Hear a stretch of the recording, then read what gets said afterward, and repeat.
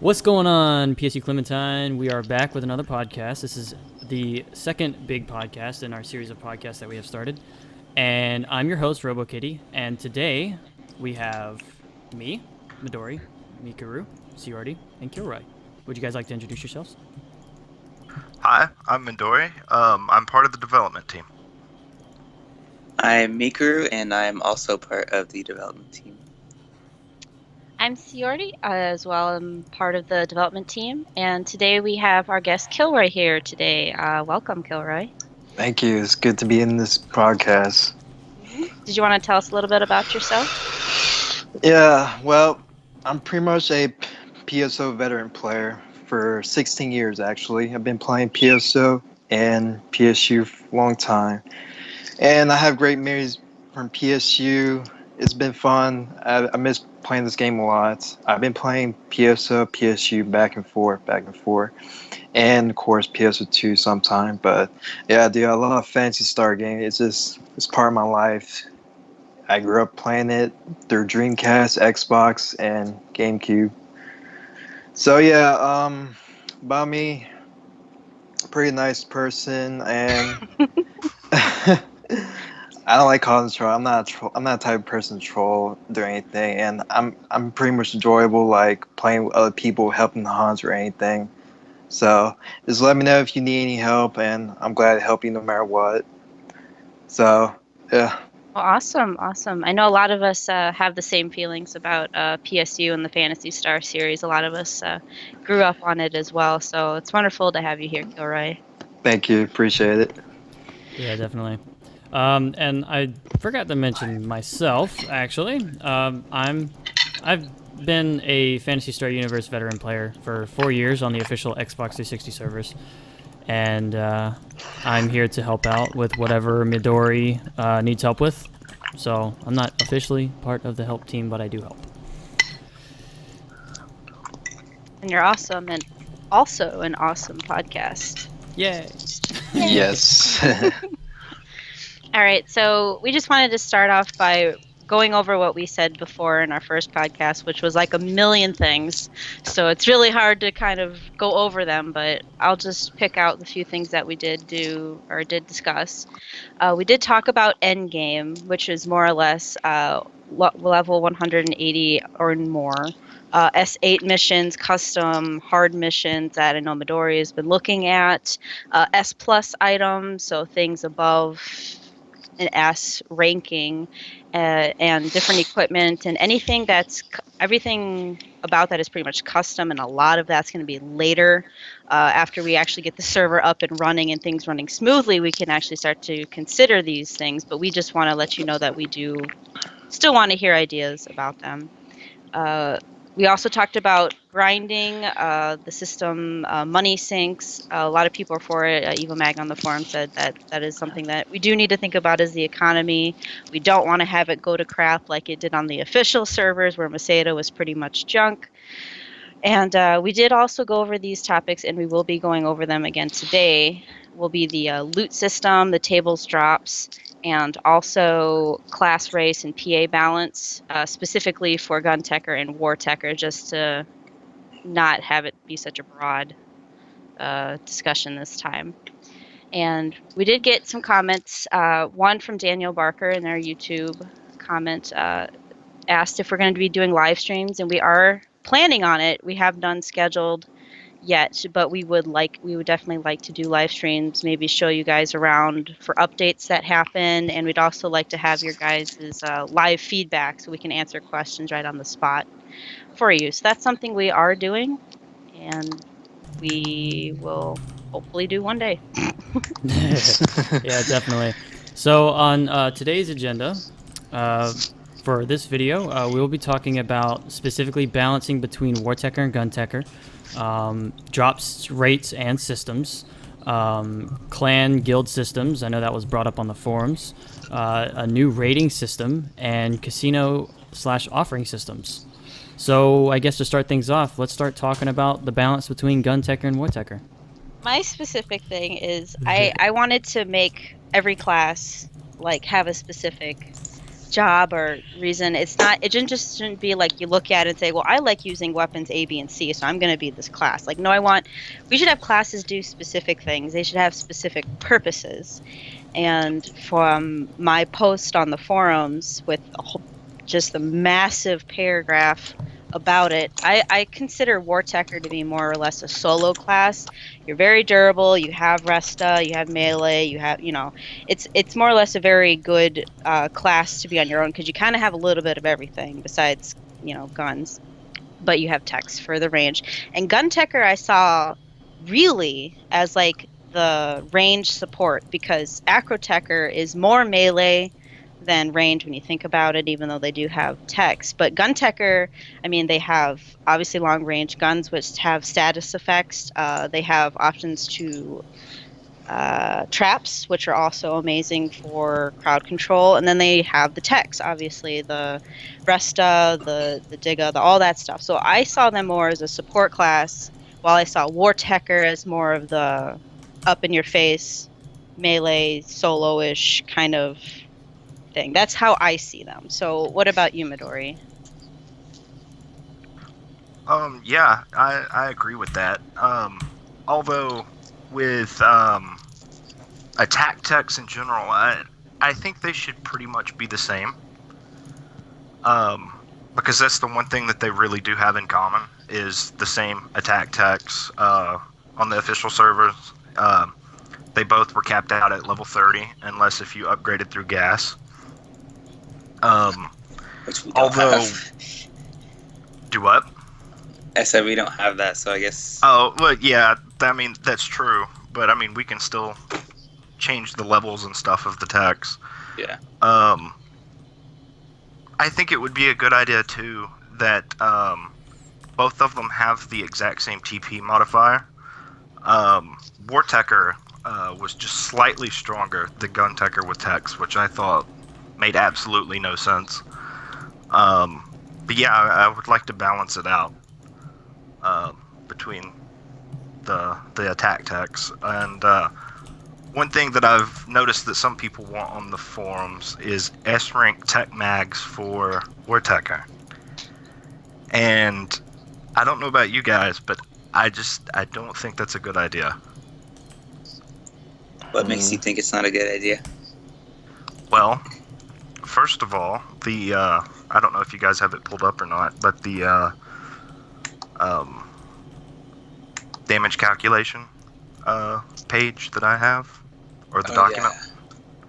Yeah. Mhm. Okay, if you go down to number, let's see, what is it? Number 10. That's that's the stats of a 10-10 push-in. And if you look at the DPS on that compared to number 8, that's a 10-10 push-in versus a 10-10 Grana Hedora. And the DPS on that obviously is way above the Grana Hedora. And another point is if you look at 11, the Shato at 547 still out DPS is the Grana Hedora.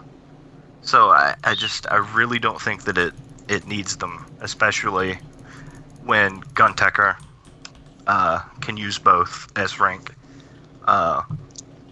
wands and A-rank tech mags. It keeps them on an even playing field. Yeah. S-rank ones.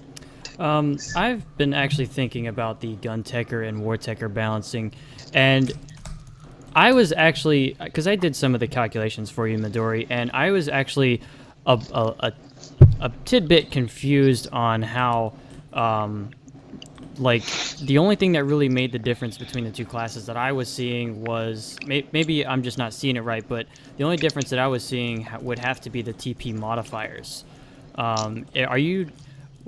I guess the thing that I'm not understanding here is between Guntecker and Wartecker, are you trying to balance them between, or is the main overall goal to balance them between two different races that can do this, I guess, the same damage output between Wartecker and Guntecker, two different play styles though, or is it a class as a whole that just needs to be balanced with any race damage output wise? Because I was never never really well acquainted with the goal between Guntecker and Wartecker. Really just to even out the tech damage between the two. Make it to where, since that's the one thing that they do have in common in terms of what the class can do is tech damage and obviously buffing and healing. I would like to make it to where their tech damage is exactly the same. They're both different in the fact that one's melee based, the other is gun based. So I think if they had that in common, it would kind of help balance out the two. So, like for example, on the official server, Wartecker had a TP modifier of 165%, whereas Guntecker was only 160. I would like to raise Guntecker up to 165 or lower Wartecker to 160. Okay. Still haven't figured out which one I want to do, but something. Okay. So I guess that'll give the community a little bit of eyesight on how we're trying to make Guntecker and Wartecker a little more balanced, so that way they're not overpowering one over the other, so it makes one of them superior over the other. So that's pretty interesting to chit-chat about, but there's only very limited that we can talk about on that topic. So I think that unless there's anything else that y'all want to say between the Guntecker and Wartecker, I think that now would be a good time to move on to the topic that I'm excited to talk about, which is the drop rate system. Ooh. I guess if you do have any comments, like if you like say disagree or agree with something that Midori just said, or anybody said, if you go to the forums, there's a class and PA balance thread that you can comment in. There's like a huge discussion going on around that, so definitely stop by there if you have anything to say about it. There's one more thing that I would like to say, and that's I want to see what Wartecker can do if it has A-rank slicers, but on the flip side, give Guntecker S-rank laser cannons. So overall, they're basically able to do the same thing and pierce through multiple targets. And I just want to see if I up the A-rank laser cannon to an S-rank on Guntecker, how it would be compared to an A-rank slicer on a Wartecker. That's definitely an interesting thing to think about.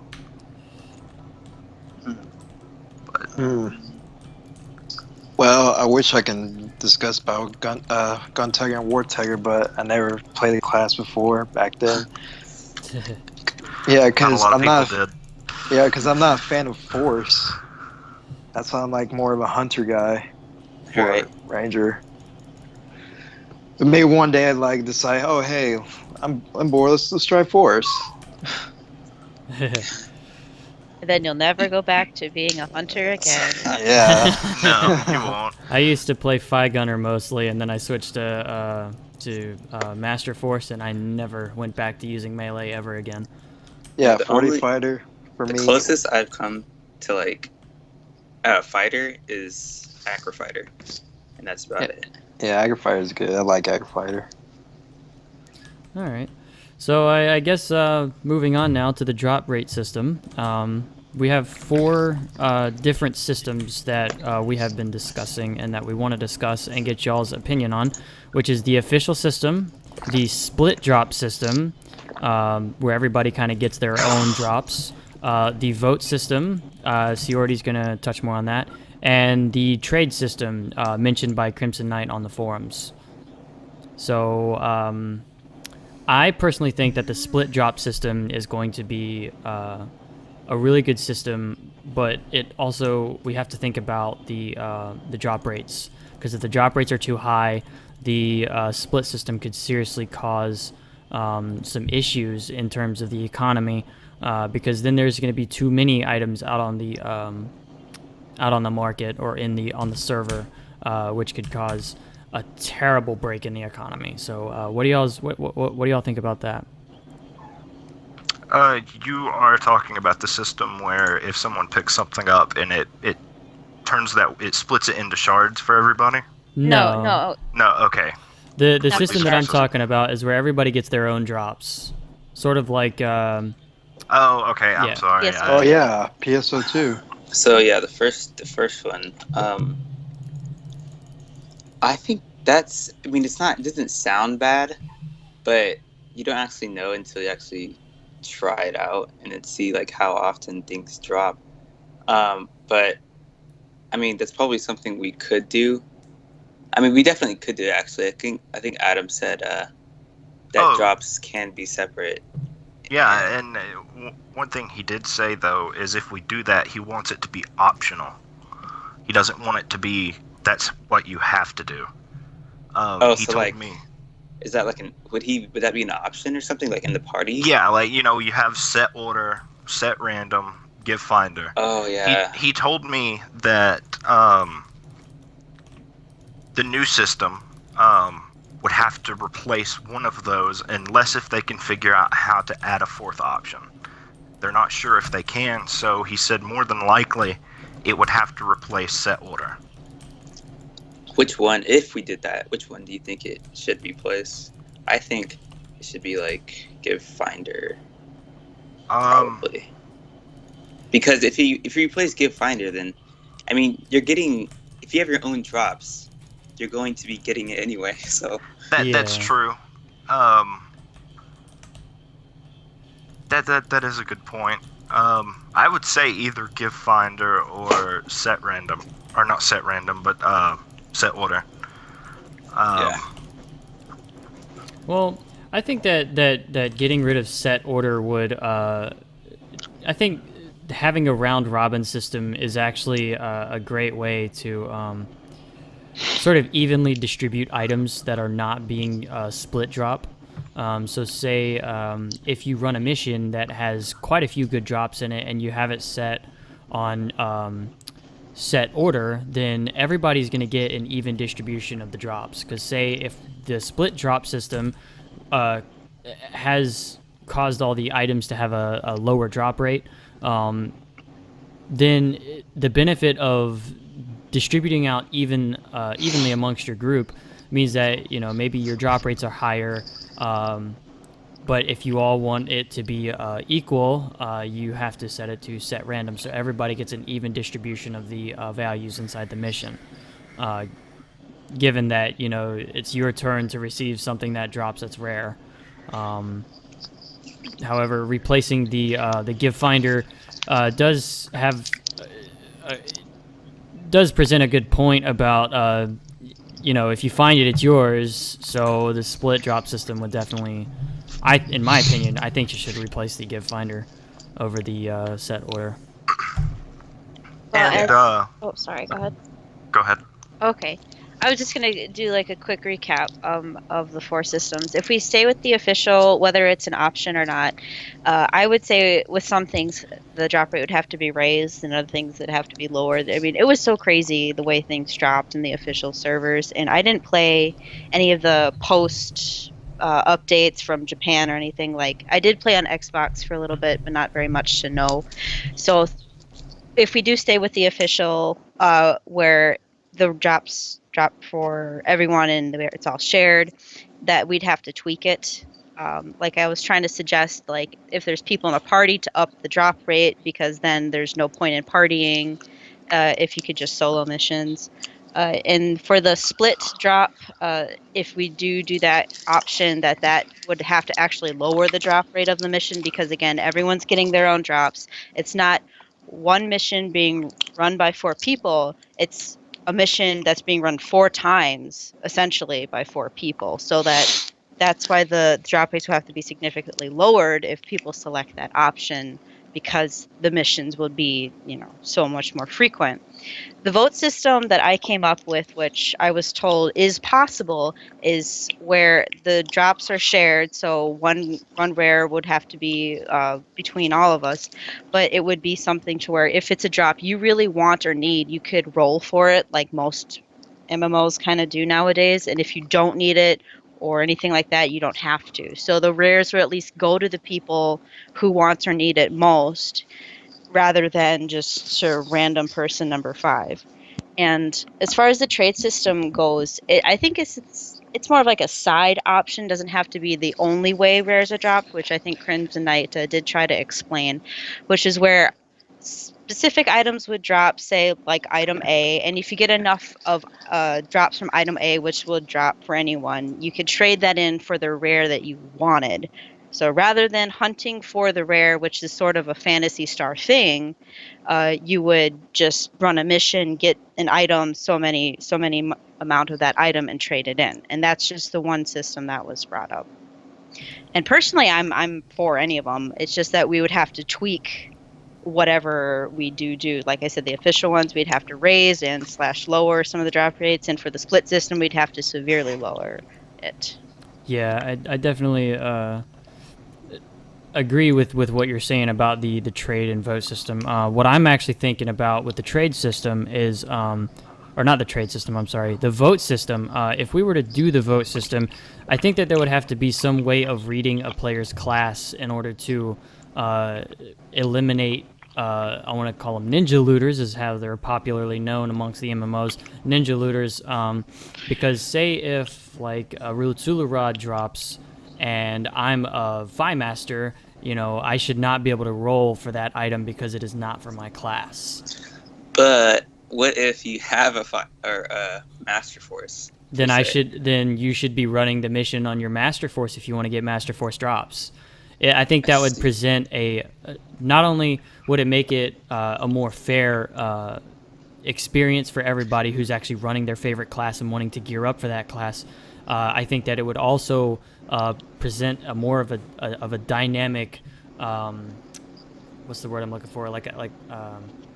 A dynamic group, more dynamic groups with more different classes, because it would present more people running other classes to gear up for those classes, as opposed to running Fi Master to power through these missions with the help of, say, Tornado Dance to get through the missions a little faster, and really plowing through these missions to get items for their other class that they're not even working for.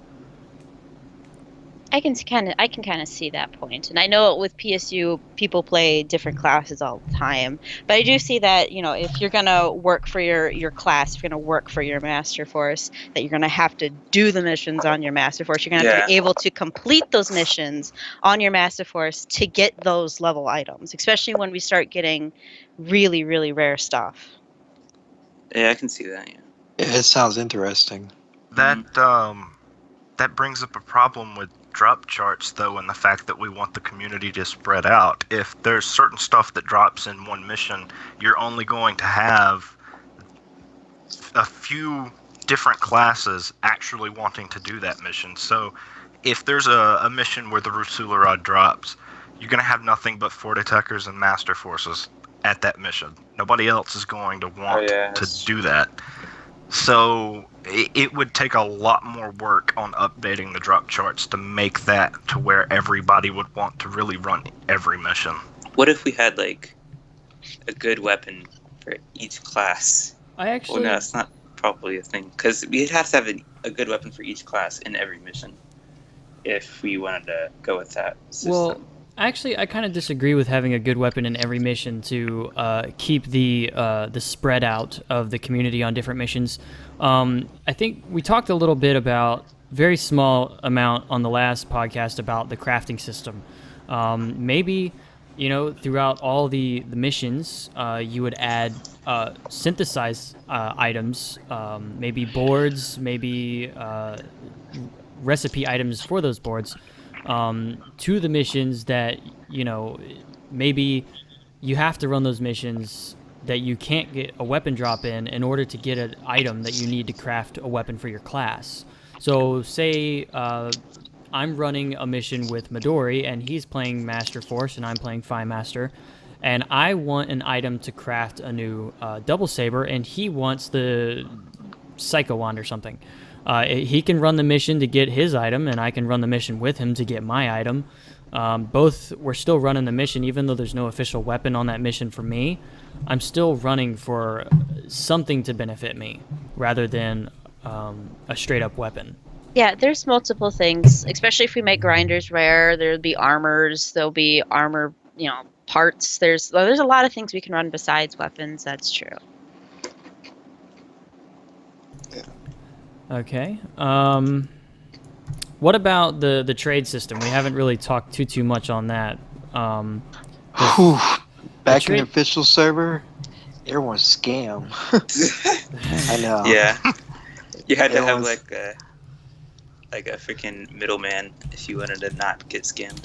Yeah. Well, I'm not talking about straight up trading. I'm talking about the item trading drop system. Where Oh. you get the specific items, like Siordi was explaining. You get a specific item and you trade it for a weapon. Not many people were into it as far as like a main way of getting things, but me and Midori talked about it a little bit and kind of discussed how a trade system like that is good to put the community sort of at a cap. More or less, it's like you have worked enough to where you'll have this level of items and equipment, so you should be able to complete this level of mission, so like an S5, S6 with this stuff. But things that are top tier or higher than that will be drop only. So it's not that you can just grind your way to the best things. It'll just be sort of a middle ground. So after you kind of played your class and you've gotten drops and you've made your own stuff, there's at least that option for you to, instead of hunting for the rares, you could at least get items like you're guaranteed after you've run a mission so many times to at least get something decent before, so when you want to start challenging those S6 S7 missions, that you have that level that you can do it. You're not going to be just gypped off by never getting the drops. I see. Yeah, I agree with that. I just wouldn't want it to be top tier gear. Maybe something that can let you go up to S2, possibly S3, and go through stuff at a decent rate. But I wouldn't want it to be stuff that you would take into an S4 or anything beyond. So, I mean, I would still want stuff like the Psycho Wands, the Grana Hedoras, Grana Hedora X, stuff like that, to still be something that you have to look for. Yeah, and Right. it's more or less just an incorporation of the drop system, not the only way. Right. Yeah, sorry about that. I had a little bit of a distraction there for a moment. So I heard what Midori was saying, and I want to say that I actually agree with what he was talking about with the old weapons and making things not so just you get this and you have it. Yeah. Yeah. So I guess we've pretty much talked about everything there is to talk about with the drop system. So something was brought up about clan and guild systems. How do we feel about that? Well, Um, Well, I you don't- want to start off? yeah, I mean, I guess I could, unless you were going to talk about it. Well, you can start off. Okay. I haven't really, like when I was on PSU, I was in like an association, like a giant clan, but there was never really a reason to me like to have like a name above your head, like saying, "Oh, I'm in this clan" or whatever. I don't know. I just didn't really like the whole clan idea, but that's just me. Yeah, it's a lot of people's opinion. So, Good. yeah, what were you gonna say? Yeah, some people back then told me, "Hey, do we have clan or guild system on this game?" I say, no. We just put name above our head, just type it what clan we're in." Yeah. But main people wanted to have a clan or guild system so they can check, see if their guild's online or they want to play with them, since the total is 6 people now, and you can play with your guild or clanmates or hunt with them, because some people are comfortable playing with their clanmates. Yeah, And- I think the online stat thing that we had after the supplemental update was helpful in that because we could type in what we had, but Yep. on this server we can't. No. So I don't know how we're gonna go about doing that. I guess the only thing you could do is put it in your card description. Yeah, but that too. that's the only thing I can think of. Go ahead.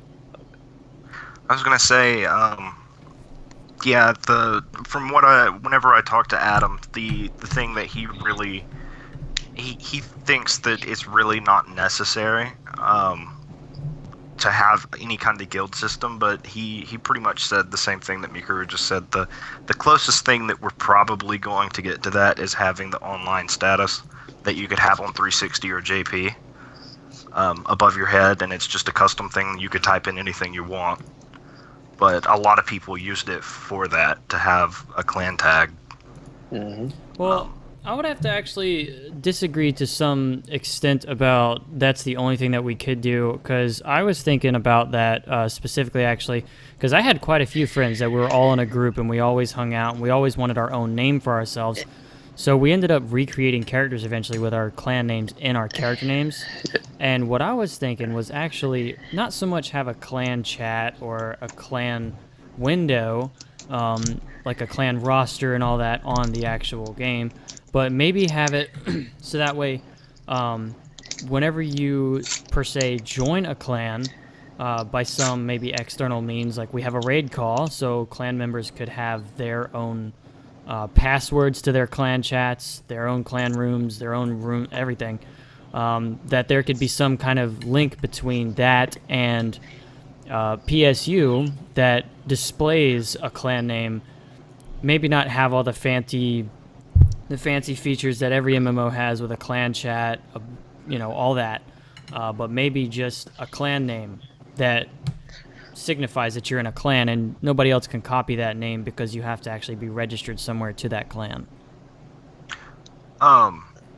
I just want to clarify, whenever I said that Adam said that's about the only thing that we can do, is I don't think he really knows what all is possible and what's not just yet with that. So I think as of right now, that is really going to be the only thing.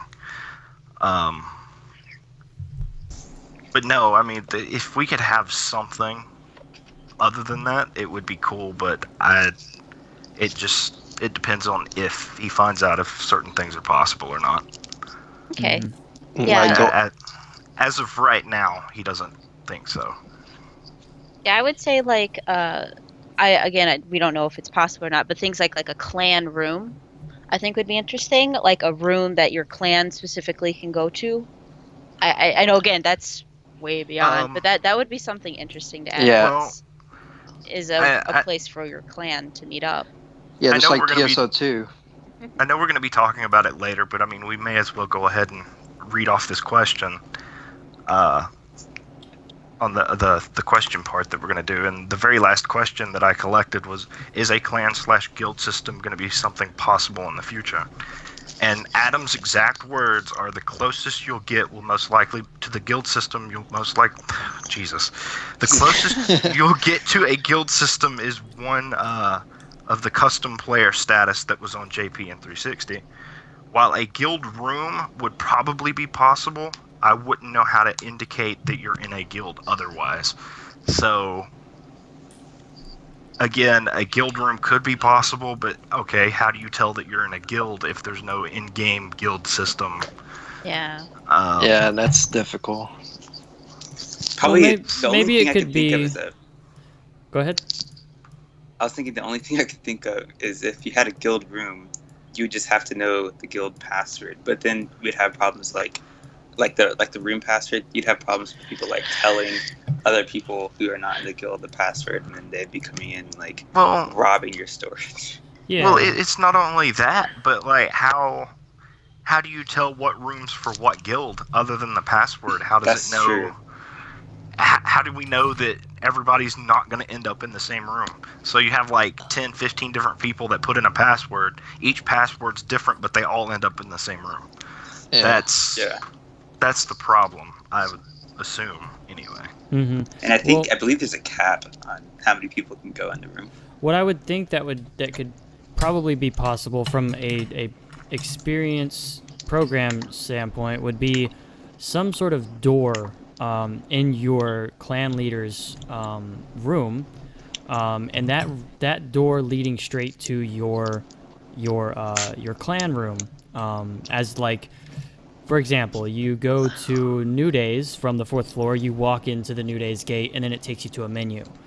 Maybe another door in your clan leader's room where all your clan mates meet up, and that would basically make it so that clan room ID is attached to your clan leader, and all you need is your clan leader's room ID or the clan leader's room password to get in, and then you run to the clan leader room and you just go into your clan room. Sounds interesting. I think as far as a clan room and making it so that way clan rooms stay specific to clans, it would have to be that, because I could see how you could make a room tied to a player ID determined on what room it's in. Wait, so are you saying that the clan leader, the clan room is in his room? Like, you have to get to the clan leader's room before you get to Correct. the clan room. Correct. So if somebody wanted, like, let's say the clan leader wanted to use his player shop and he wanted to sell something. And you saw his door. How would that work?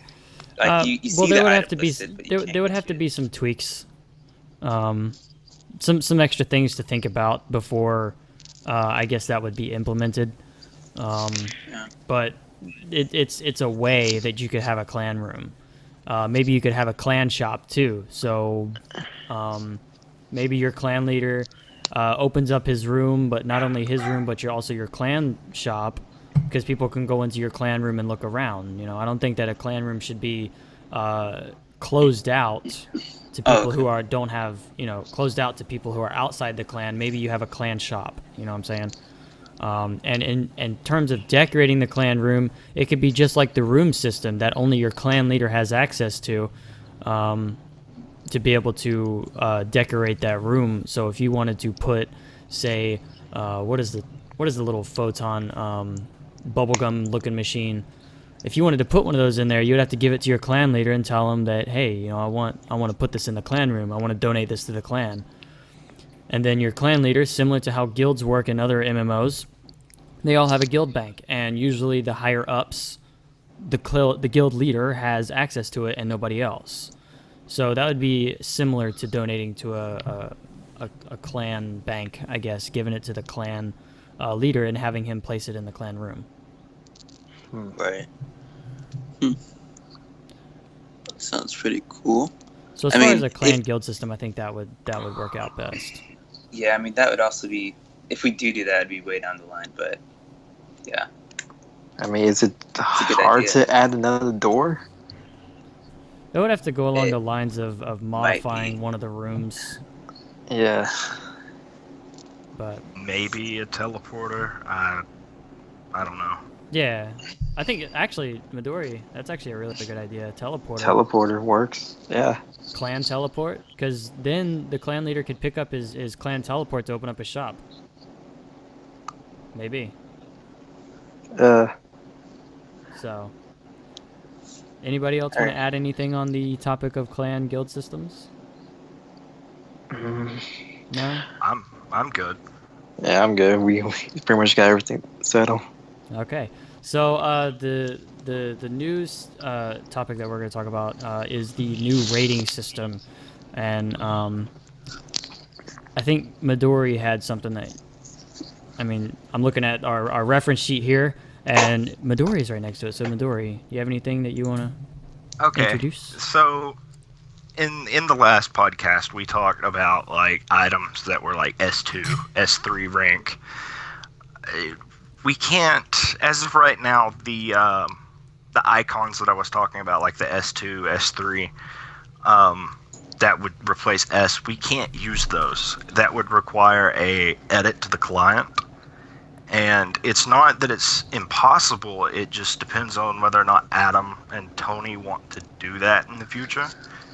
And I think from the way they're talking, it's unlikely that they're going to do it. So I got to thinking, what can we do to make it to where you can have a way to tell how good a weapon is, or if something came from a top tier mission, or if it's just good in general. And I was thinking, okay, the star system that they had in PSU really never made any sense. Like, you would have Nope. you would have 13 star weapons that were worse than 10, 11 star. You would have 15 star weapons that were garbage.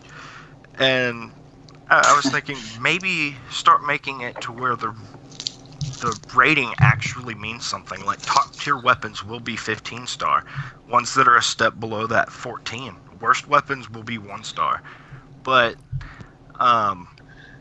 it could be confusing, because I got to thinking about it, because I asked Tony and Adam, is it possible for A ranks to actually be above 10 star? And you can actually have A ranks that show that they're 10 star, 11 star. And I got to thinking about it, just make it to where that shows how effective something is. Not necessarily how rare, but just how effective in general. So, like I said, your 15 star is going to be the best of the best stuff. You know, I've actually got something very interesting that I want to add to that. So, for example, like an S rank weapon, like I'm just going to use one of my favorite looking double sabers, the Karagwin Rukar. Let's just say that is a 10-star weapon, okay? I don't know the actual stars on it, but let's just say it's a 10-star. And then you have something above it that's like an 11-star that's also an S rank. And then let's say that the shittiest S rank of them all is a 1-star. So I think that would actually add a sense of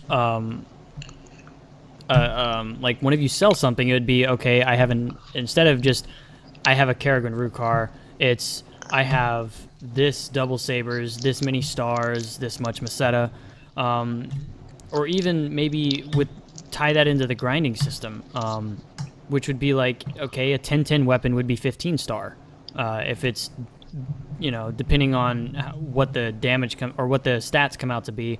So if you get a 10-10 15-star, versus, I guess, maybe a 0-10 15-star, the 0-10 15-star is definitely going to be better at 10-10 than the 10-10 15-star. You kind of understand where I'm going with that? Right. Another thing that I would like to point out, too, is I've seen some talk of people talking about, like, 16-star weapons. We can't add stars. The highest it can go is 15. So 16. I just wanted to point that out.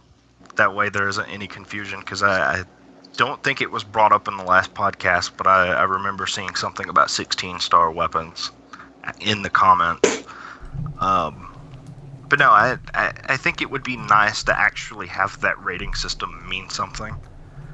Absolutely. I wouldn't go as far as to put, like, really bad S ranks as a 1-star, because they're still going to be better than the lowest tier gear. Like a C rank saber. Make it equivalent to, like, for example, the strongest A rank sword or twin swords that we currently have on the server are the twin DB swords. And I'm not quite sure off the top of my head what the stats on them are, but I think they're equivalent to maybe the 10 or 11 star S ranks. I'm not sure, so maybe make it to where the twin DB sword is either 10 or 11 stars instead of 9. Mm-hmm. And I think what I was saying about the stars and the S rank possibly having a 1-star was a little bit misled with how I maybe explained it. Was for every rank you have C, B, A, and S. Have there be a 1 through 15-star rating on each of those ranks individually. So whenever you get a 1-star S rank, you know that, maybe you take the weakest, say we're talking about staffs, or rods rather. You take the weakest rod versus the strongest rod, and you make those be your beginning and end points. So, for example, if you have, I don't know any of the names of all the S ranks, but let's just say you have the crappiest S rank, and that's a 1-star S rank, and then you have the best S rank, which is a 15-star S rank.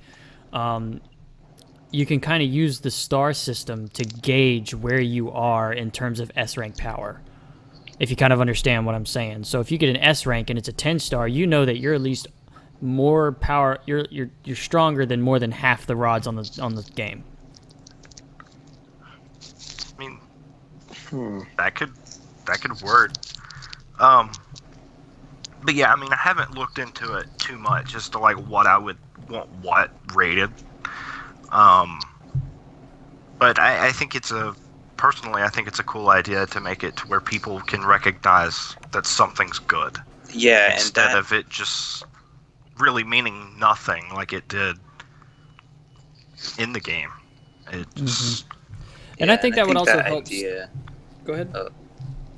I was just gonna say, like, that idea is like it's something that's more doable or easily doable than some of the other ideas, like the whole clan and guild system. Like, that's doable, but like it's gonna be harder to achieve for Adam or something. But that idea is actually not that hard at all, because I've tried weapons before and they're not.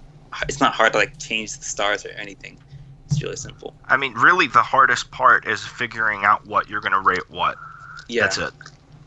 Because all we have to do is just go into the documents that we have, change the number, and then Adam just adds it into the game.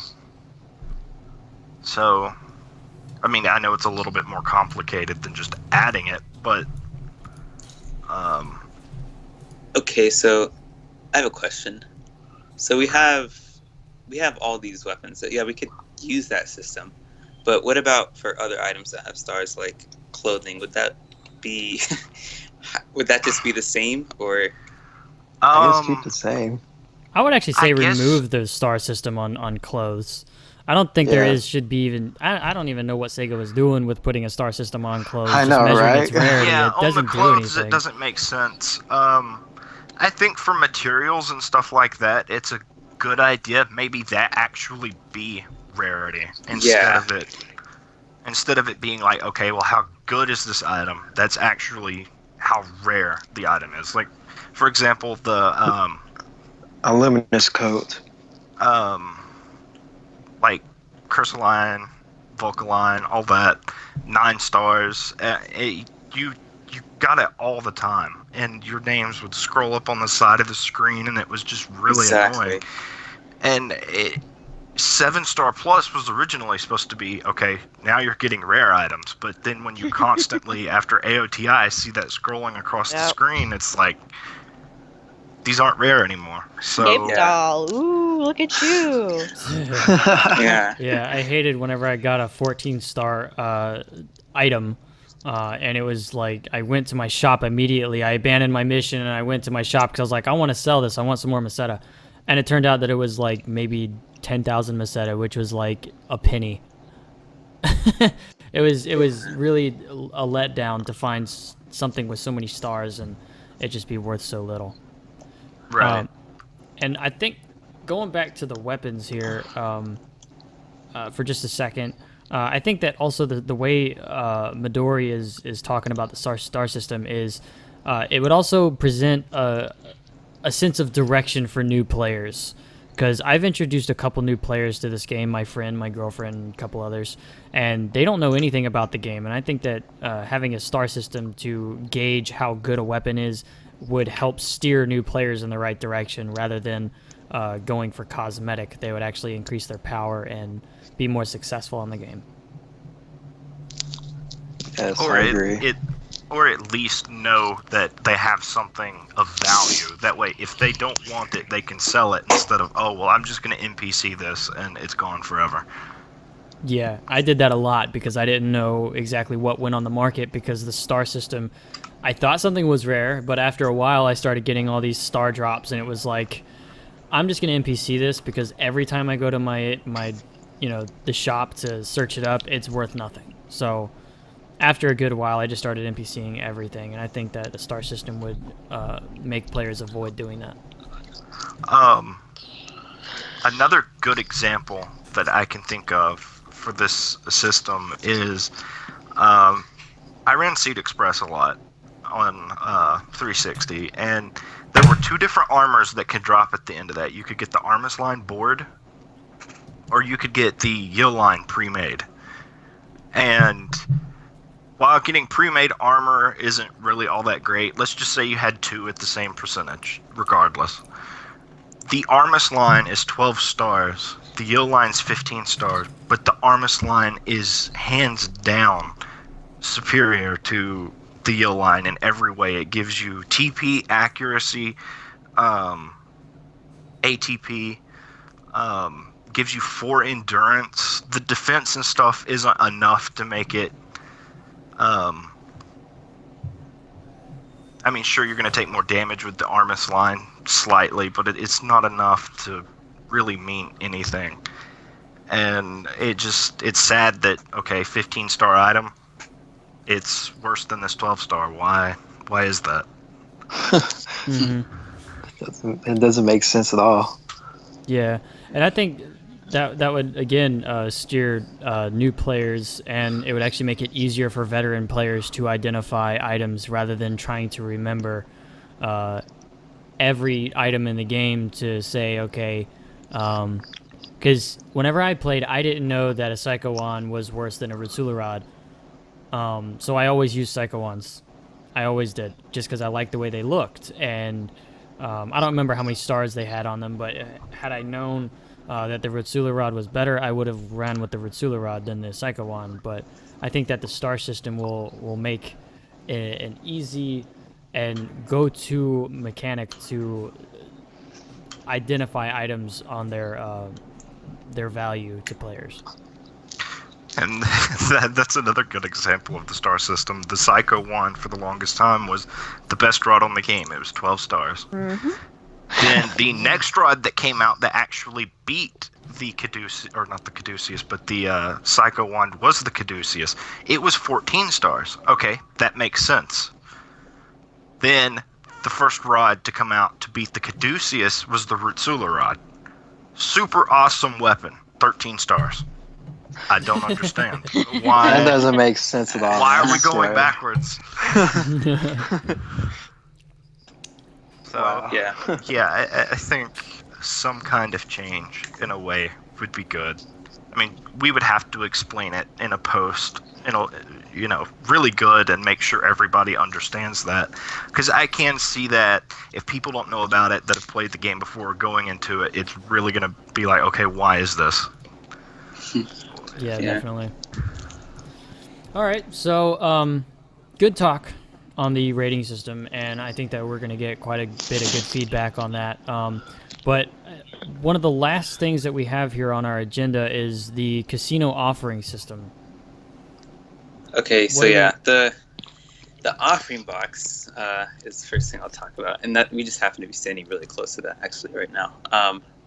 So the offering box, I don't know about you guys, I didn't use the offering box very often, but when I did, it was probably one of the least satisfying and least dependable things like in the game. I agree. So if you look like, if you ever use the offering box, you get like a Miku Miko set 90% of the time, because there's only 14 things you can get from the offering box, and 11 of those are the Miku Miko set. So I was thinking like we could add items to the offering box, and not only that, increase the likelihood of getting an item from the offering box, because a lot of the times what you gave the offering box was worth a ton more than what you get back from it. So we could definitely add items like special weapons if you wanted to, like random armors, room redecoration tickets, like anything like that. You could add those things to the offering boxes for you.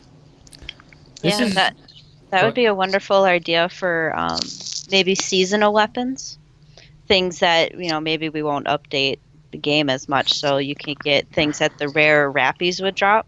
I mean, it could be a very rare chance you get them, but at least it's a way for you to get them, say, during the fall if you're a student and you can't play PSU as much during that time. At least there's a chance you could get your Serafi blades or whatever. I can't remember. But no, that's a wonderful idea to have special armor. What was that one that dropped the faces?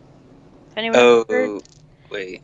Yeah, the armor plate that faces Oh, dropped out the of. Poyo Yeah, armor th- thing. things that aren't necessarily necessary for running missions, but super cool to have on your character.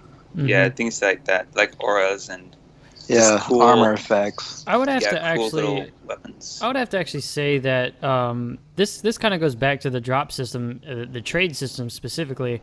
Maybe there could be very rare weapons, or maybe not so rare weapons, but like maybe a Psycho Wand, add that to it, add some decent weapons to it, but make them a little bit more difficult to get at the offering box, because in missions you have to actually work for it, so the drop rates would be a little bit better there, but make them a reasonably difficult to get through the box. But in order to get that item, you have to have, say, an item that you acquire through running the missions that Psycho Wand drops from. You kind of get what I'm saying? So if I run a mission that where the Psycho Wand drops, and say it doesn't drop, I get an item that maybe I have a chance to get an item instead of a Psycho Wand that I could give to the offering box specifically that would have a chance to give me a Psycho Wand. So it's almost like a double roll, but it's not like you're guaranteed that item every time you run that mission. So you have a chance to get either the Psycho Wand or that other item, but you're not guaranteed one or the other. And then you could give that item to the box, and then it has a chance to give you what you were actually hunting for. Maybe, yeah. I mean, yeah, we could probably pull that off. If we decide to go with that. I mean, and I might just post the thread on the forums as well, like in the change discussion, talk about this offering box thing specifically. Yeah, you should definitely. Yeah, so and there was also like room, the jukebox, the music discs that you could get for your room. You could put some more of those in there if we have more. I know a lot of them were in the casino, and I'll talk about that in a second. But yeah, I was thinking we could just add fun things like that, or even maybe some actually really good items in there as well. And so for the casino, most of the items that you could get from the casino were some special items, kind of like the ones I would put in the offering box. Like we have Harrison Battle Fan, the bouquet, chainsawed, Altipes, things like that, and they all have like /C in front of them, so you know they came from the casino. But so there's a lot of those items, and then I think most of what's in here is room decorations. And I don't know about you guys, but I don't want to spend casino coins on room decorations. I'd rather have like something like the room decorations. I think should be in the decoration shop. I mean, unless it's like something like the King's Chair, like that's. I was about to ask about that. I was like, come on, that has to be. If you're the best roller, baby, you gotta have a throne. Yeah. So I mean, we can leave like the actually good items in there, like the King's Chair, and if we have the treasure chest, we could leave that in there as well. And like special things like the grandfather clock as well. Well, what kind of items did you want in the casino? We could. I mean, that's what I was saying. Like, wondering, like maybe you guys could, if you guys wanted to think of any ideas as to what you could put in the casino besides decorations, or like. Personally, this is just me. Maybe I'm being too stereotypical, but a high roller outfit. You know, maybe you got the big, long leather fur trench coat. You got the nice expensive shoes. You got some nice glass. I don't know. You get some high roller items in there that show style because if you earn a lot of Well- gold, you should be able to show off your stuff. There's actually a few outfits from JP that if we use the JP content, which I'm sure we're eventually going to get to that, Yep. there's some outfits that fit that description that we could put in there. So Yeah, and there I are could see some. that being a good idea. There are How- quite a few outfits on JP that would fit that kind of description, or even like there's a lot of outfits in the JP content that look like they would come from the casino. So definitely add those. I think there is more than double what we have currently. If you add in the JP content, I think we Yeah, get from the PSP versions, right? yeah. Yeah. Get the PSP clothes, the PSP2. Infinity. There's even some clothes that were on JP that I don't even think were in PSP. Yeah. I could be wrong, but I think that is true. I believe. But yeah, it will add a lot. Unfortunately, most of it, actually all of it, is just one-piece outfits, so you can't mix and match. Oh, wow. Well, I think that the One Piece would actually be the best to add to the casino because instead of buying, like, I'm actually going to use a separate game for this example. A game that I used to play all the time, Ion. I think, Midori, you were talking about it with me not too long ago. In order to get your gear, you had to spend months getting one piece, weeks getting one piece of gear, and then you would move on to the next. So I think that One Piece's very expensive one-piece outfits that would fit the description of, say, a high roller would go into the casino for, I'm going to say, at least one outfit going for an absurd amount of gold, like maybe 1,000, 2,000 gold. So when you see somebody walking around with that, they're like, they spend a lot of time in the casino, not just, I got lucky a couple times and now here I am. No, you have to actually sit there and gamble for quite some time and it's either that or just collect your, 10 silver every day? Yeah, So right now now- it is. I mean, I think we might keep it like that. 10 silver every day, but I don't know. It's probably something we'd have to adjust with the prices of what we put in there. But yeah, like if we did put like some of the JP clothing in the casino, do you guys think it should be like in like you'd have to spend gold for that, or just like several silver, or should it be like really? Well, do we have a set number of coins that you get per day yet? Like, do we know what number we're actually going to end up using? No, I think a long time ago Adam said like 5 maybe a day, and then you can. I could see doing a gold or two if that's the case, Well, but if we did a gold, then we'd have to like really change the prices of things that are in there. Well, I would actually say maybe a gold a day would be too much because if no, I remember I meant correctly, like for the clothing. If we're doing 5 Oh. silver a day, Yeah, maybe a Yeah, gold yeah. or two for the particular set that you're wanting. Not Yeah, a 'cause gold a day from the casino. That would be everybody would That be would be hitting crazy. jackpots. yeah, you'd have the king's chair in like 4 days. But yeah, I think that's actually a good idea because we've got 5 silver a day. It'd probably take like 20 days to get one of those sets, unless you gamble, which that would make it a lot faster if you're good at it. And then, yeah. I think the 1 gold is good.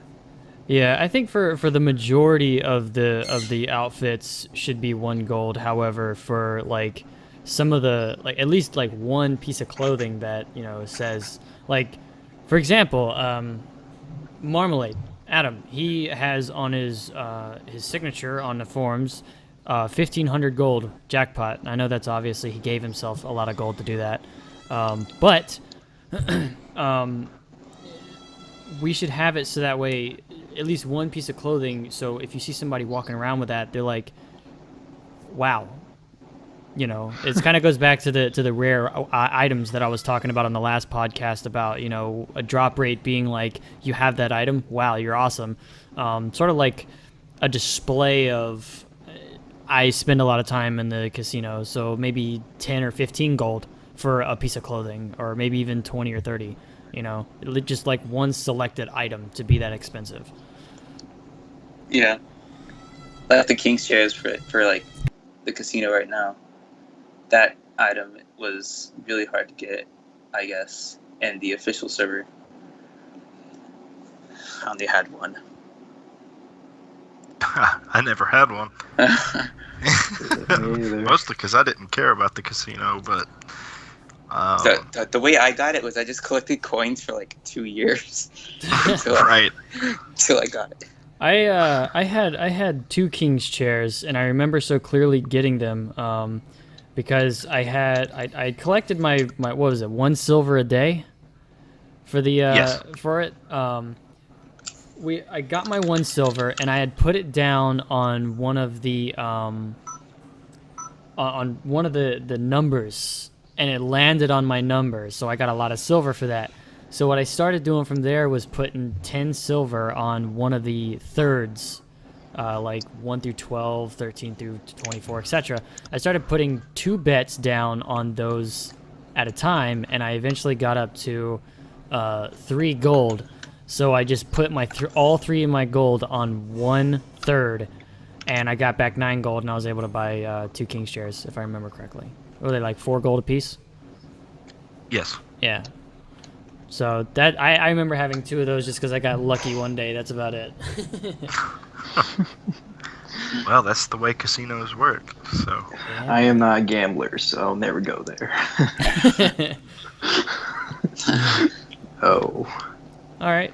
Anything anybody else wants to say about the casino or offering items? No. No? I'm good. I'm I don't good. think so. I Okay. think we covered it. So the last thing on the agenda is not actually a topic. Is actually Midori is going to explain Adam's answers, questions and answers. So, Midori, take it away. Okay, so I collected some questions from the threads on the forums and from the last video that we had, and I got Adam to answer them. These are answers directly from Adam himself.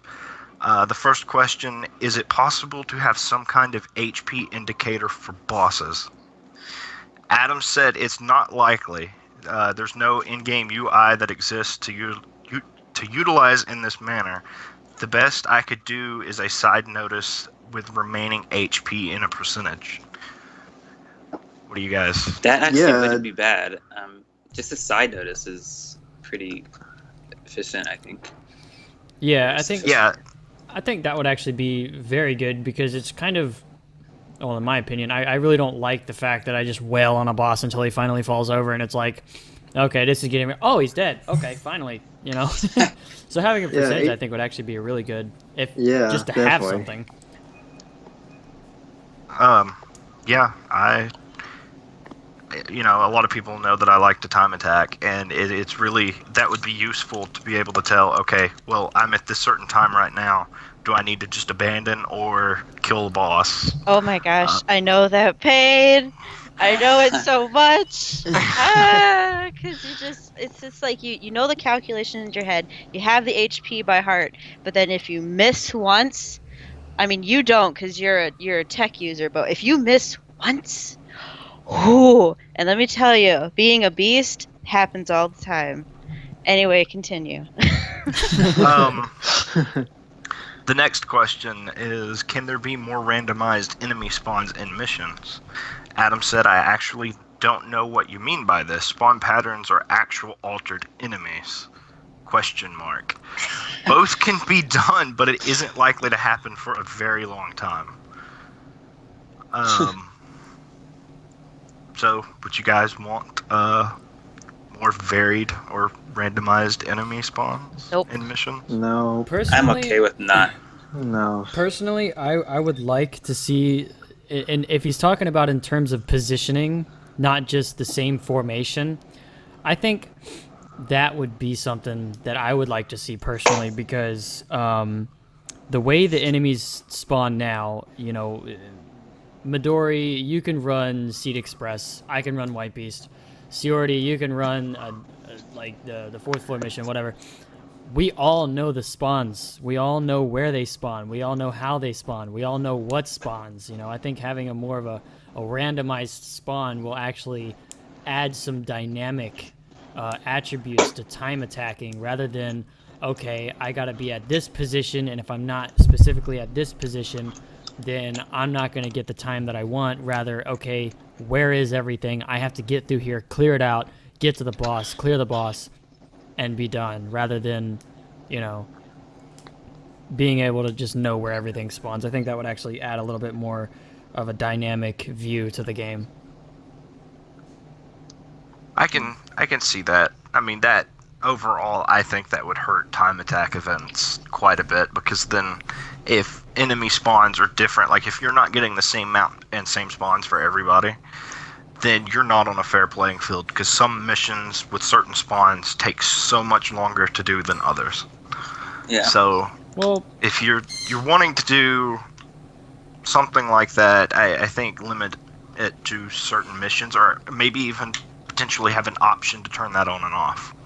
Yeah, definitely. But as far as hurting time attack, I would have to actually sort of disagree, because a game that I play called Path of Exile, they do time attacks as well. They actually host huge events and you get good items from it, as far as I'm aware. I've never actually participated. But, for example, like completing entire Act 1, the maps are random, the mobs are random, so on and so forth. So... And they do time attack events all the time. I guess it really just depends on the player preference, I guess. But I guess if they're doing... So are the people that are doing those time attacks, are they just getting lucky with their spawn if they get a really good time? Or... Well, it's more of I think Path of Exile is set up on a I forget what it's called. It's where they load up certain sections of a map, and it kind of pieces it together like a puzzle. So you kind of have to know the different sections of the map and what different map rotations you can get in order to do it. So yeah, in a way, the maps are set to spawn in certain various locations and so forth. However, the map choice, the mob spawn, is all random to a certain extent. So I could get map A, and you could get map B, similar to how PSU works now. The mob system won't always spawn in the same position. Maybe they'll spawn in 3 different locations. So, that's sort of what I'm seeing as far as the random spawns go. Oh. Right. I mean, but what I'm getting at is, if it's random each time like that, if you're not able to get the same map for each team that, is in the event trying to compete for the best time, if it's not the same map, then it creates an uneven playing field. Because like I said, there's certain spawns that make the missions go so much slower. Mm-hmm. Well, maybe there could be certain that's what I'm getting at. Maybe there could be certain time attack events where you have to run on random, or you can run on straightforward. Maybe. I mean, that could be true, but I mean, we would have to have an option on that anyways. But I mean, like Adam said, it's something that isn't likely to happen for a very long time, if at all. Anyway, the next question: how stable can the community expect the servers to be in the future? Adam says that he would love to put out a server with the expectation that it would function flawlessly, but the fact of the matter is not enough people are testing. The server will never be under strain until it is deemed playable for everyone to log in. So basically what Adam's saying is everyone that has an account should log on at once. Let's do that. It would be... I mean, it would help.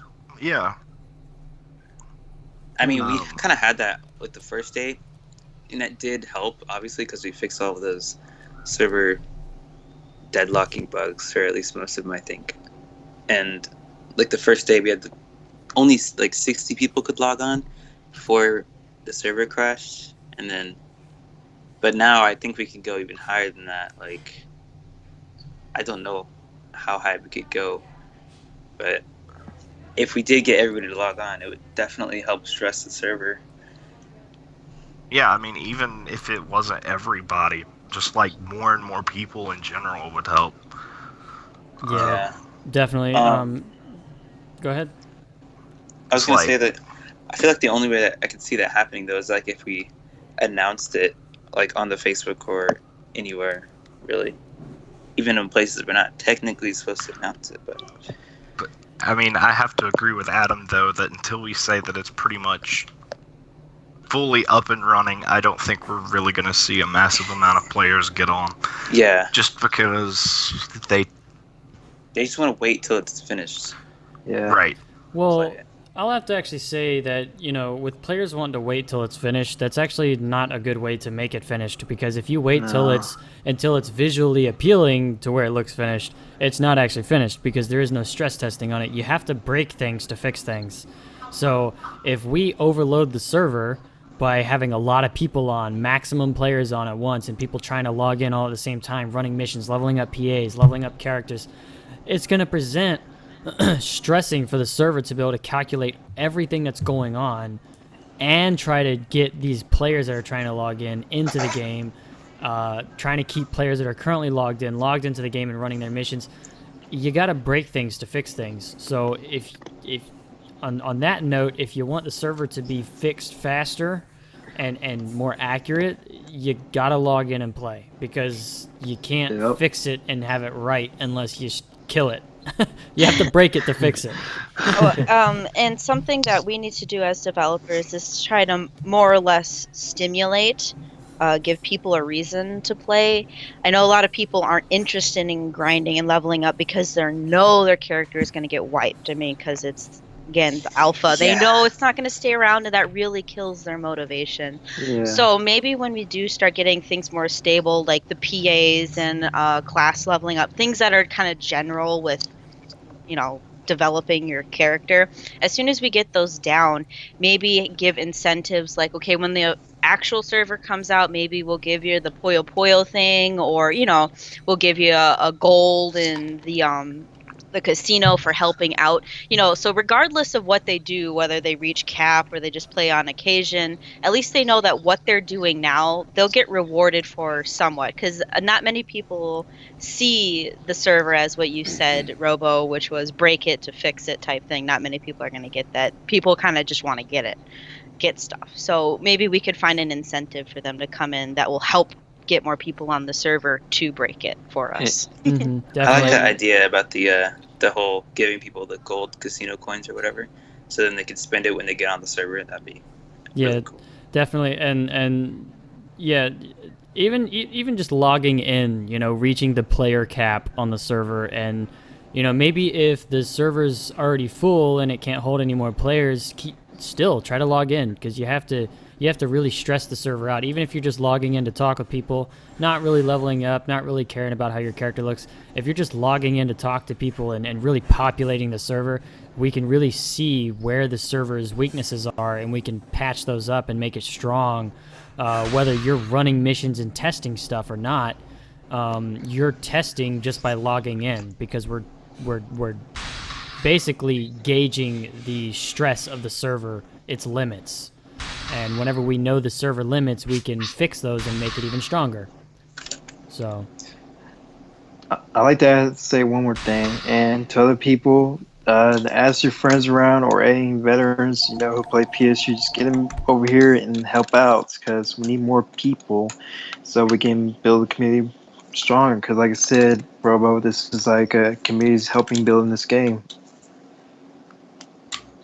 yeah, definitely. The game is being made by the community for the community. So, it's all up to you guys of how fast the server gets up and Yeah, running. if we get more people, like if we can try to get 100 people or more online, then we can see how the server can hold up. So yeah, just try to get advertisement everywhere. Just try your best and see if we can get more people. I mean, I see new people coming in every day. I see we're at 4,000 registration right now. Where are they? Yeah. Oh, look, it's not finished. I'm gonna wait. Oh, it's not finished. This private server's not Those finished. 4,000s, I'm waiting. gonna guess the 4,000 registrations. I'm gonna guess are people who forgot their initial login and created a new account. Yeah, I am guilty. probably. What's the next question, Midori? Yeah. Will there be better network synchronization of enemies? And Adam says not at all. Because of how PSU works, there isn't anything that I can do about this. The server doesn't control the enemies that you fight. So, like, for example, for people that don't know what that is, like, if you were on the official server and you were fighting an enemy, someone else could be fighting that same enemy, but they're in a completely different spot. On their screen, the enemy is right there, but on yours it isn't. It's right in front of you. Mm-hmm. And Yeah. I think a better way to maybe, well, at least a better way that I would understand that, and maybe for other people, is the enemies are client side. The calculations and everything, that's server side. So going back to Midori, the mob on your screen is client side, so it's going to be where you see it and not where your friend sees it. The enemy on their screen is client side, which is on their game. They're going to see it where they see it, and they're going to fight it in a complete different spot. And I would actually say more or less dependent on how your connections are together between each other. Will depend on how close the mob is on your screen. It would be really nice to be able to do that. Again, it goes back to time attacking. That would be really helpful for team time attacks for sure. But in general, it would be cool. But unfortunately, it's just not possible. Yeah. So is there any more? Let me ask this. Yeah, it's same thing like this in PSO. It's the same thing. It's how coded the game, how you look in the client side, how the enemy looks in front of you. Yeah, definitely. The next question is, has there been any progress towards being able to level our classes? And the answer is yes. The reward packet has been mostly figured out, but it's being held back by the mission complete conditions, which are still being figured out, as well as understanding how the ranking conditions of the end rewards work. So basically, it's we know how classes level up and stuff like that, and it could be implemented now, but unfortunately you wouldn't be able to level up your class until we can have the missions complete. So once that happens, that should all be in the same update, I would assume. Yeah. But while it's not on the server yet, that's been figured out. Are we expect to see it this update or soon? This next update?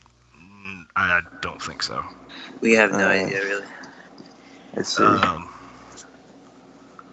Let's see. Here's the next question. Pre-made weapons and armor only drop with an element up to 30% on the official server. Can this be changed to go higher, and is it possible for items on Clementine to go above 50%? Simple answer for that is yes. Yep. And we can set equipment to go up to 100% if we so desire. Oh. While I don't think 100% is a good idea. Come on, that's too OP. You're talking about 100% on an armor, you're taking no damage from that element. So Exactly. that would be a little overpowered. 99? I would say 60% should probably be the max if we go above that. Oh my god. And I guess to top off that discussion on that specifically would be, I think that maybe 50 through 60% would only drop on super high missions like S7 Yes. and S8. Yes. Definitely. I agree. Because you don't want to have some 60% armor on like a B rank mission, because then you're already taking like no damage already. 0. The next question, and I've actually seen people talk about this quite a bit. For those who like crafting our own weapons and armor, can boards be made for items that did not have boards on the official servers? Theoretically, yes, though we won't know until we get the synthesis up and running. Space on the list is limited, and when we move to the JP client, I don't know if there will be many free slots left for boards and materials. So it's possible, but it just depends on if we have enough space to be able to add that. What do you guys think on that? Well, I really support the idea of really bringing the synthesis mechanic to a whole new light, because I personally I enjoyed making things. Even though maybe it wasn't important to me, like maybe I was making a C rank weapon or a B rank weapon, just to have it come out of my bot with maybe a 28% or 30 through 40%, something like that. It was really nice, and it felt nice to have that, because I knew that I worked for those materials, and I crafted it, and I waited anxiously for it to come out of my robot. So I think that definitely that would be something that I would like to see personally come back, is the synthesis mechanic. Yes, definitely. Anyone else have a thought on that, or? I don't like crafting. I'll have a video if you want me to show it to you. I seen don't. the video. But but I'm totally okay with having it. That's okay. Other people can have fun, just not me. Okay. The next question: is it possible to add new textures to any reskins used for possible future custom weapons, so they don't look exactly the same? For example, a rainbow-colored Rutsula rod. Adam's answer was theoretically it would be a possibility to add completely new weapon models to the game, although he's never actually looked into it. And his answer, he said, for now, let's just go with maybe. I would like to see I would definitely like to see the creativity of the community and what we can actually bring together as far as weapon models, because I've seen some games where they've taken up sketches and fan arts of a game, and those weapons and sketches actually got added to the game itself. So I think that seeing what maybe the community has to offer as far as fan art, maybe some new weapon looks, weapon. I don't know. I think that it would be awesome. You can do it, or you can make a contest, like events. Yep, for art contest. Yeah.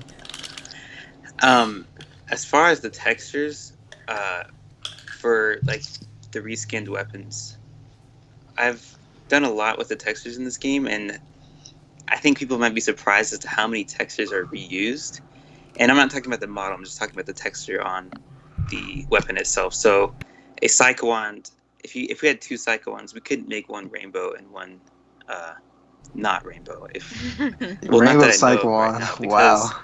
The reason's because it's the same exact texture ID. We'd have to make another, I guess, texture for the game to use, and it's and have rainbow be the new texture of that wand. Right? Wait, one more thing. Yeah. Can you add effects to the weapons?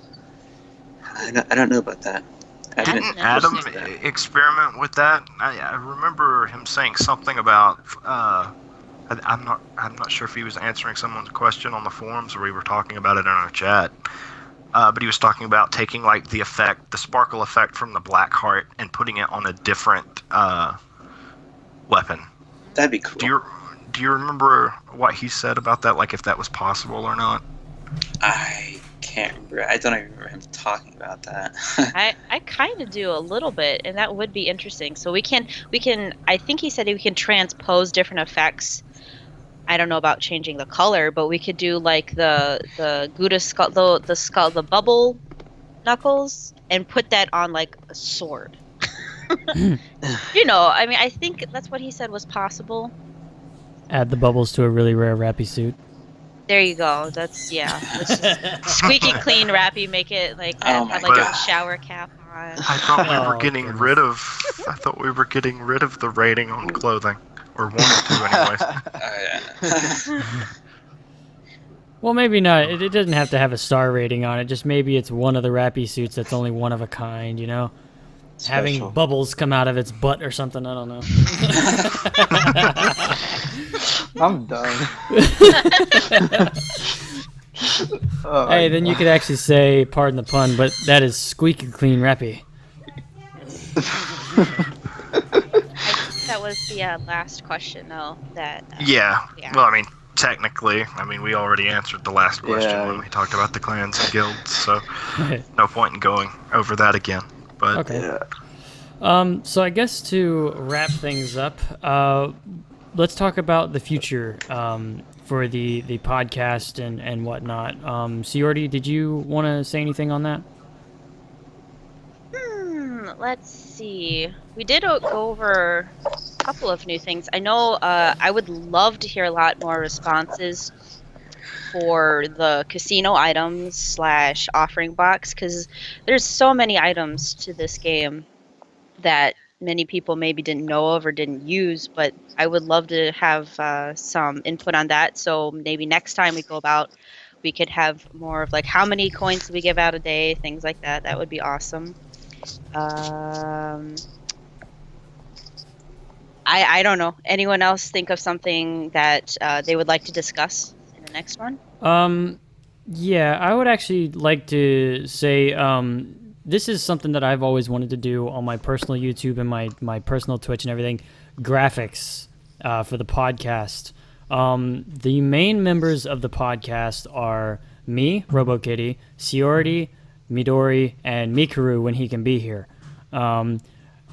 For all you Photoshoppers, I would love to see not so much of a fan art, but maybe some graphics of each of our characters as an overlay. Because personally, I am not good with graphics at all. I am not good with Photoshop. I've tried, I failed. I made 2 colors, and just forget the whole idea of me photoshopping, okay?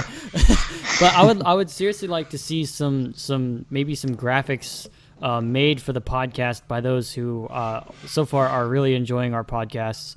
I would like to see some custom. I'm not going to say chibi characters, but some custom animated looking characters or something of our, characters that we use for our podcast, and as well as maybe for some live streaming graphics, maybe for the live streaming page as well, because I know that we wanted to talk a little bit about on live streaming.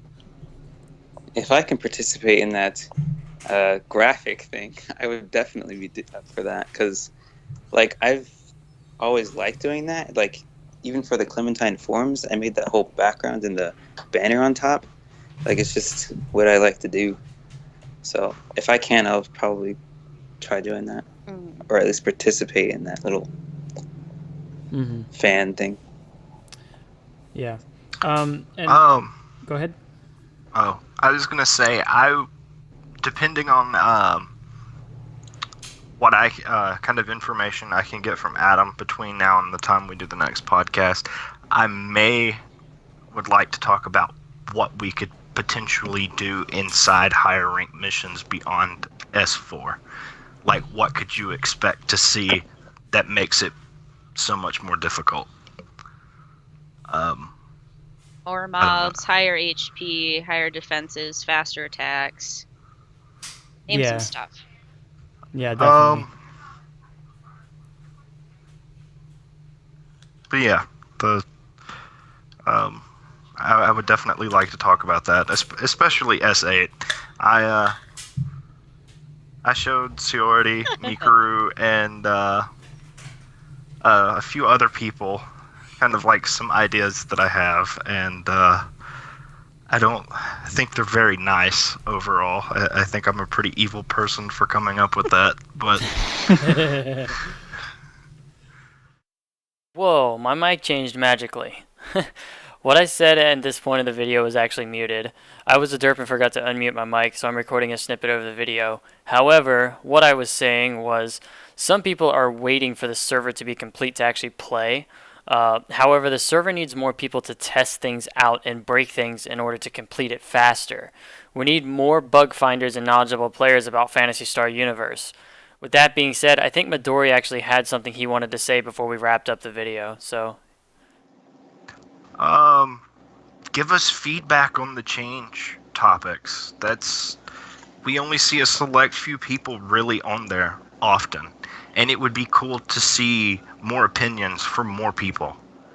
And especially when most of those topics are driven by the majority vote, because we can have it go any direction. We just need to know what the community wants most so we can actually start going down that and putting it into the game.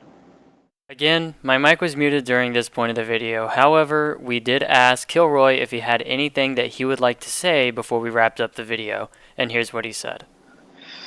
Well, like I said, just try everything to help work together to build this server up all you can. Because if we build this server faster, everyone work together, then the server will be completed sooner. Yeah, definitely. So, yeah. Absolutely. Yeah, definitely. So, like I said, do not sit in the lobby in the 4th floor. Get your butt in the mission. Level your PA. Get to 180 like Midori. That's not legit, though. I Well, know, the last kidding. level was. Midori, you're not supposed to say that.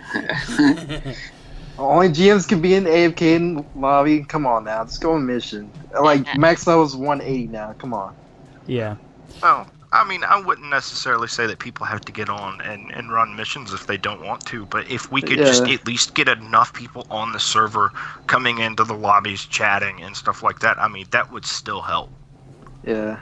Yeah, most Yeah, definitely. I mean, I think if we, if I guess we go into lobbies more often and like say like, hey, who wants to do a mission?